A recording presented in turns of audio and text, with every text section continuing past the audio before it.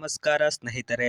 ಕನ್ನಡ ಚಿತ್ರರಂಗದ ಇತಿಹಾಸದಲ್ಲೇ ಅತಿದೊಡ್ಡ ಸಿನಿಮಾ ಎಂಬ ಗೌರವ ಮತ್ತು ದಾಖಲೆಯನ್ನ ಕೆಜಿಎಫ್ ಸರಣಿಯು ಹೊಂದಿದೆ.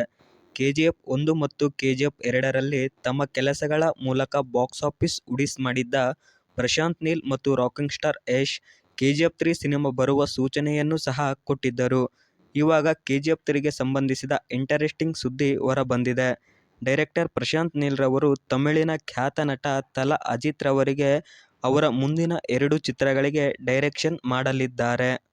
ಇದರಲ್ಲಿ ಮೊದಲ ಸಿನಿಮಾ ಅಂದರೆ ಅಜಿತ್ ರವರ 64ನೇ ಸಿನಿಮಾ AK64 ಒಂದು ಟೋಟಲಿ ಡಿಫರೆಂಟ್ ಸಿನಿಮಾ ಆಗಿರಲಿದೆ ಮತ್ತು ಎರಡನೇ ಸಿನಿಮಾ AK65 ಇದು ಕೆಜಿಎಫ್ ಸರಣಿಗೆ ಸಂಬಂಧಿಸಿದ ಸಿನಿಮಾವಾಗಿರಲಿದೆ.